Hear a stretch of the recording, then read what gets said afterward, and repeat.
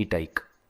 जेव्हा सगळे दरवाजे बंद होतात तेव्हा स्वामींचा दरवाजा उघडा असतो. ही वेळ तुझी शिक्षा नाही, ही वेळ तुझी परीक्षा आहे. आणि परीक्षा जितकी मोठी तितकंच फळही मोठं मिळतं.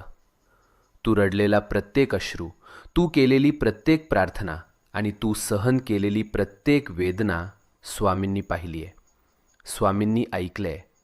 आणि आता स्वामी सांगत आहेत, बस झालं रडणं, आता उभं राहायची वेळ आली.